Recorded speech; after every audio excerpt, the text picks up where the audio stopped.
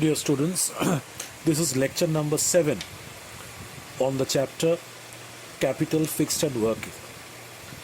So we will continue from where we left in the last session. The next topic of discussion will be importance or advantages of working capital. Please write down next topic, importance or advantages of working capital. And the answer you will write textbook pages 31 to 32. Textbook pages 31 to 32 and mark this topic important. So open page number 31 of your textbook and start marking. Open the bracket from importance of working capital. Adequate amount of working capital provides the following advantages. So please think from the point of view of a business organization and discuss the advantages of working capital. So if a business organization successfully maintains the required amount of working capital, it will definitely derive a number of advantages. So we are going to discuss those advantages now. And if the question is framed in this manner, that why is it necessary for a business organization to maintain sufficient amount of working capital? Why is it necessary for a business organization to maintain sufficient amount of working capital? You will write the same answer, the advantages of working capital to a business organization. Number 1, timely payment of dues. Underline the point headings. Point headings must be memorized, must be learnt by heart. An enterprise worth sufficient working capital can pay dues to its creditors in time. Please cancel the word worth and write maintaining over there. It should be maintaining. An enterprise maintaining sufficient working capital can pay dues to its creditors in time. Okay?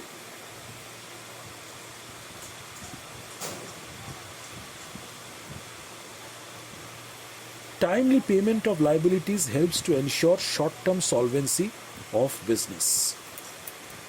So that is the first advantage of maintaining adequate amount of working capital, that a business organization will be able to meet its short-term liabilities, that is, it will be able to pay off its creditors in time.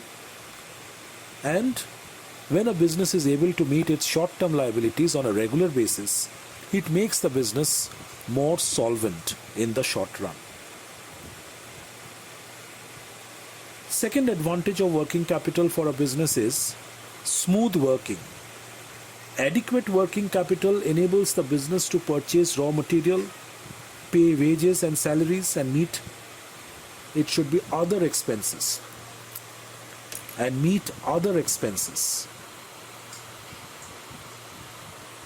It keeps the flow of production and distribution uninterrupted. In the absence of adequate working capital, a business will come to a standstill, or it will stagnate, okay, or it will face a lot of difficulties or hassles or interruptions, you can see. Okay, so another advantage of working capital is that it ensures smooth, uninterrupted working of the business. It enables the business organization to buy proper amount of raw material, pay wages and salaries to its workers and employees in time, and meet other expenses, day-to-day expenses of the business. And therefore, working capital keeps the flow of production and distribution smooth, uninterrupted. Then third advantage of working capital is high credit worthiness, high credit standing. A business with satisfactory working capital position a business with a satisfactory working capital position enjoys high credit standing in the market, right, in the market. Such a business firm can raise loans from banks and financial institutions easily and on more favorable terms. So when a business is able to maintain adequate amount of working capital, it will pay off its creditors, or it can pay off its creditors and other short-term liabilities in time. And when a business is able to pay off its creditors and other short-term liabilities in time continuously for a number of years, that leads to an improvement in the creditworthiness or the credit standing of the business in the market. The banks and other financial institutions will become aware of the good creditworthiness of the business, the credit standing of the business in the market, and they will be ever ready to give loans to that type of a business organization which enjoys creditworthiness in the market. So from the business's point of view, it will not face much of a problem then to get loans from banks and other financial institutions on more favorable terms. Number 4, please write a word first. It should be avail cash discount. Avail cash discount. That is point number 4. An enterprise with sufficient liquid funds can take advantage of cash discounts. Suppliers offer cash discount in return for prompt payment. Once again, this trade discount and cash discount, these are two concepts which you have already studied in accounts in class 11. So you know very well that a seller, or you can say a supplier, when he is selling raw material or other finished goods, he usually offers a discount which is called a trade discount to increase the volume of his sales. Now, if the buyer is purchasing on credit, the seller, in order to encourage the buyer to make quick payment in cash, he offers another discount over and above trade discount, which is called cash discount.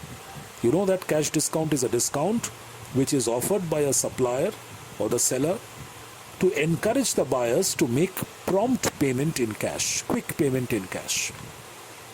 Okay?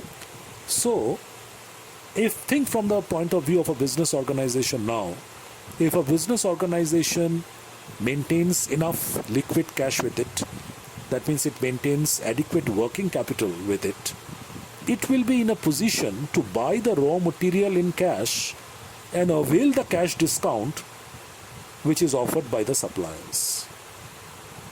Okay? Unnecessarily, it will not have to take credit from the suppliers. Okay? It will be able to buy the goods, buy the necessaries, the supplies, and raw materials and other stuff from the suppliers and pay them off in cash, in time, and enjoy that extra discount which is called cash discount. Next point, availing business opportunities. Please underline all the point headings. Availing business opportunities. A business having sufficient working capital can execute special orders at a short notice. It can buy raw material in bulk during the season. It can hold stocks in order to secure higher prices. The bargaining power and competitive strength of such a business firm are high. So, if a business maintains sufficient amount of working capital, it will help the business organization to avail opportunities which may arise from the environment all of a sudden. Okay?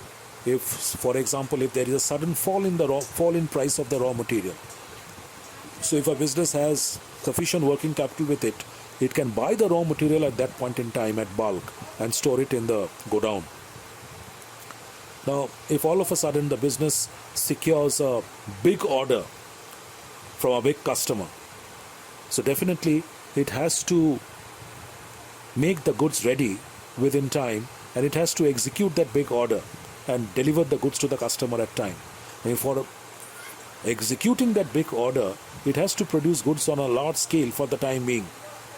So for that, additional working capital will be required. And if a business has got sufficient amount of working capital with it, it will be able to take this big order from that special customer, produce goods on a larger scale, execute the order, and deliver the goods to the customer at the right time.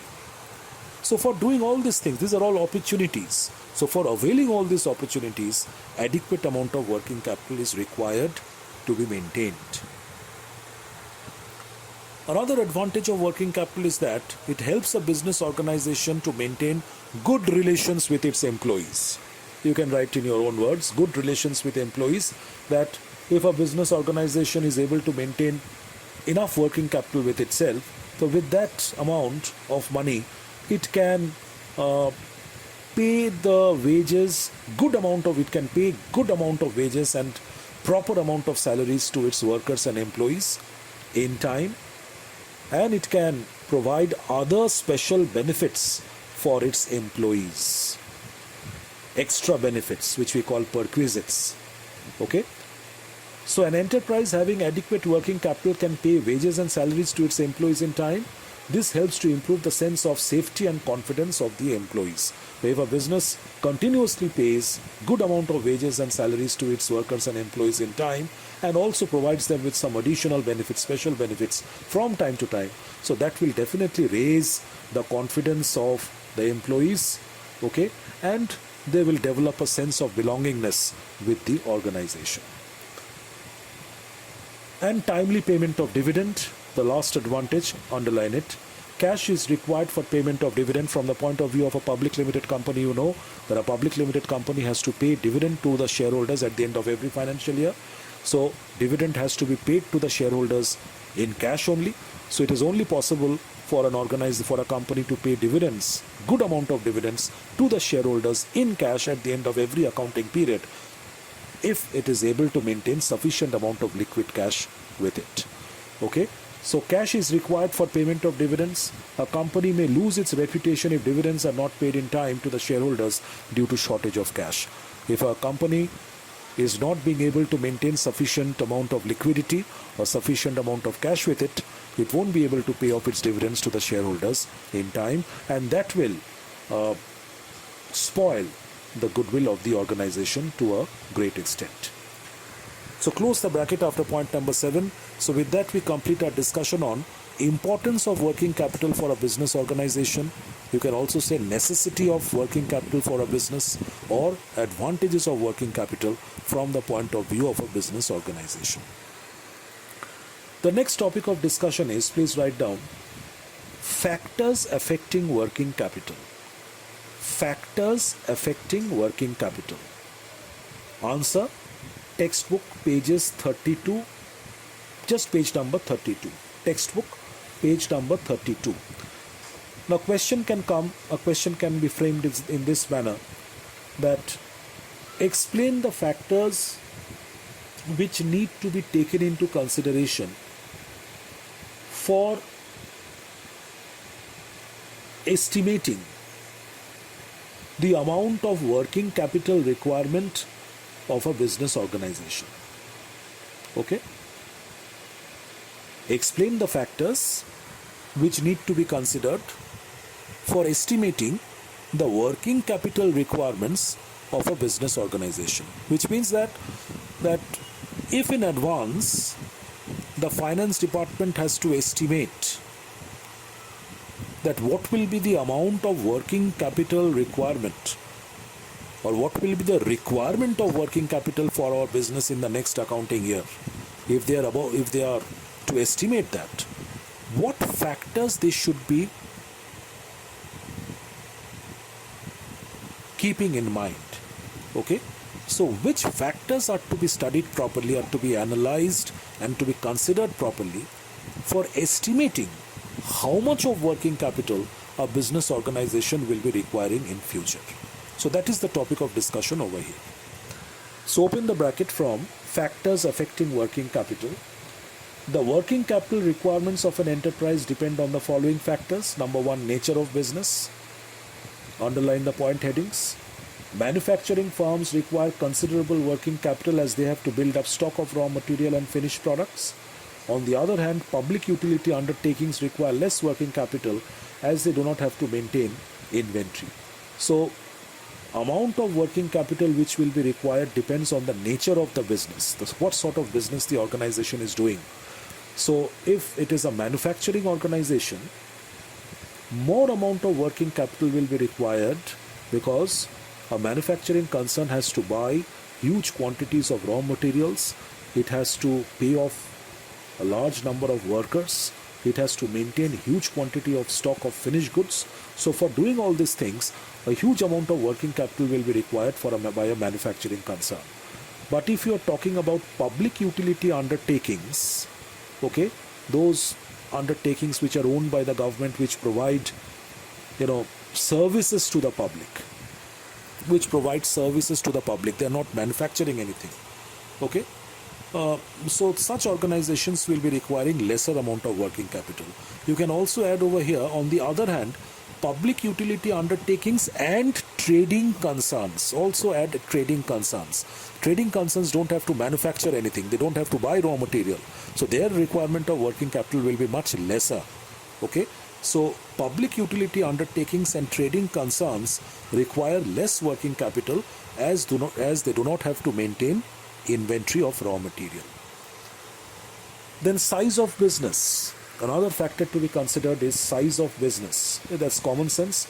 If a business operates on a large scale, more amount of working capital will be required because more production has to be done, big factories. And if a business manufactures on a small scale, the lesser amount of working capital will be required. So firms carrying on large scale operations and undertaking high volume of production require more working capital than small scale firms. For example, a departmental store needs greater amount of working capital as compared to a hawker, or instead of hawker you can write a small retailer. A big departmental store needs greater amount of working capital as compared to a small retail shop. Another factor which determines the amount of working capital is the manufacturing cycle. Manufacturing cycle is nothing but the operating cycle. It means the time taken by a business organization to manufacture goods and sell it in the market for cash. The time period which lies between the acquisition of raw material and finally selling the finished goods in the market for cash, that time period is called the manufacturing cycle or the operating cycle of a business. If certain business organizations take a long time to complete this manufacturing cycle, because their process of production, the method of production is such that it requires a very long time. The product is such that it requires a very long time to get the raw materials converted into finished products and then to sell them in the market. So such organizations having a long manufacturing cycle will require more working capital because working capital is going to be locked up in the business for a greater period of time.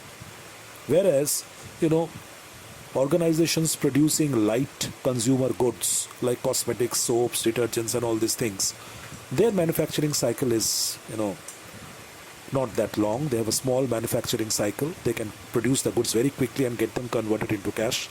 So for them, requirement of working capital will be much lesser. Then rapidity of turnover.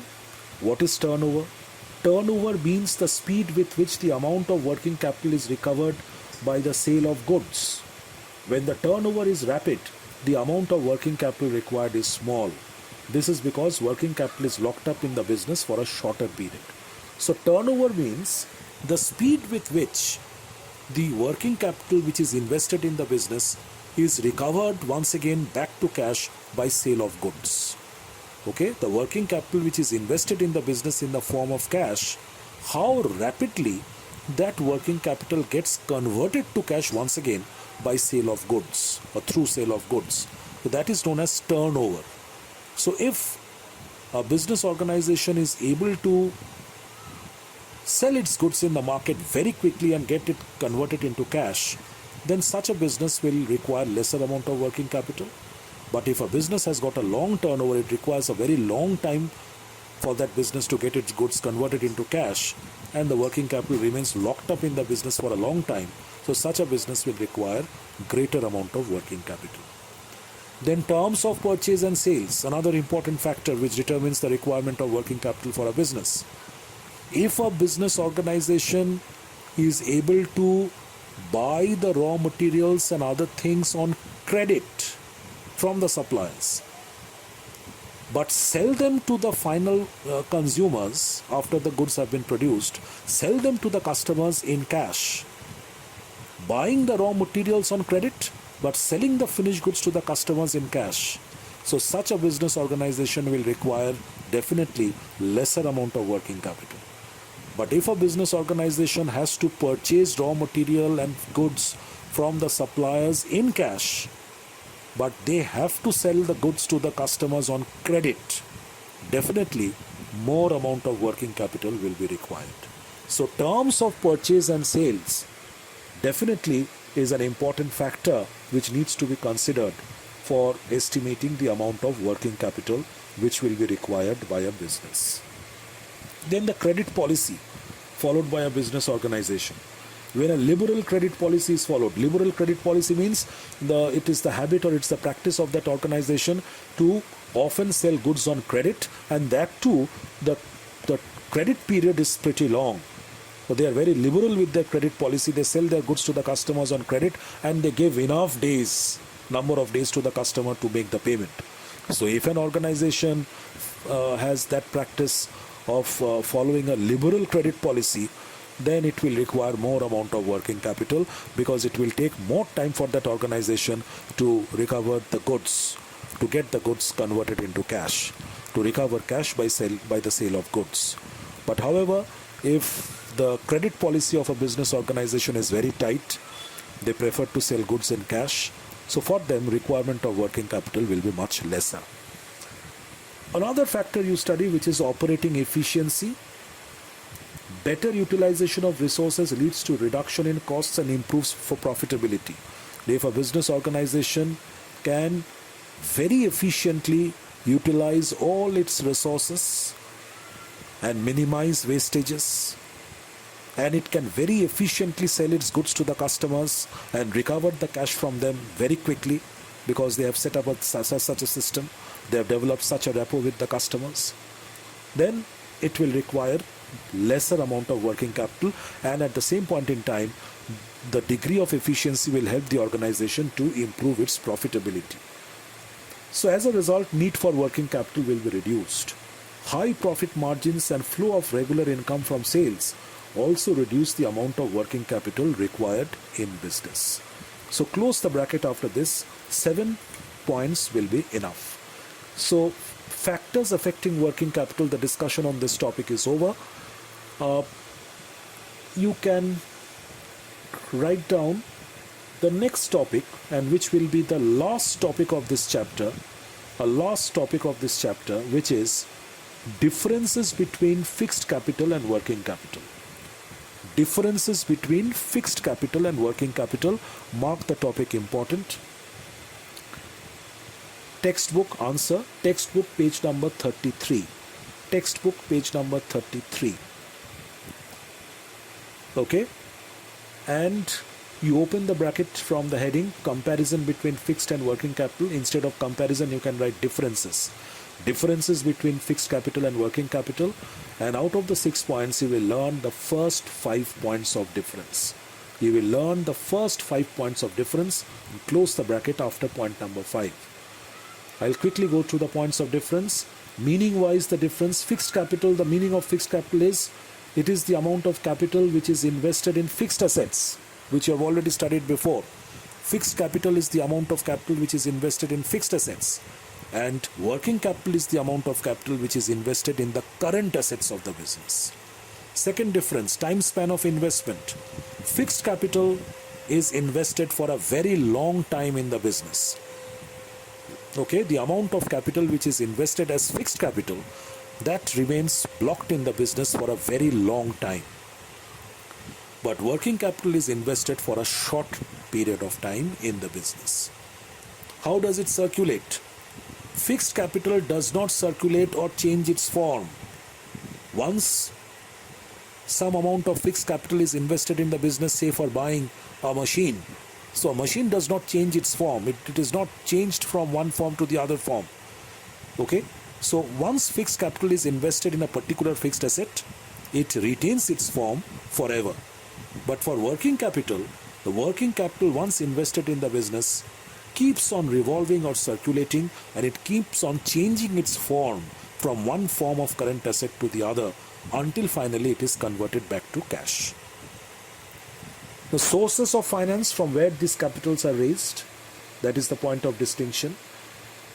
The sources of raising fixed capital are issuing of shares, debentures, and taking long-term loans from banks, whereas sources of raising working capital are through public deposits, trade credits, short-term loans from banks. Please write short-term loans from banks, etc. So the sources of finance, these are in the basis of comparison, please write sources of finance. Not only sources, it should be sources of finance. So sources of finance for raising fixed capital of a business, for a company rather, or issue of shares, issue of debentures, and long-term loans.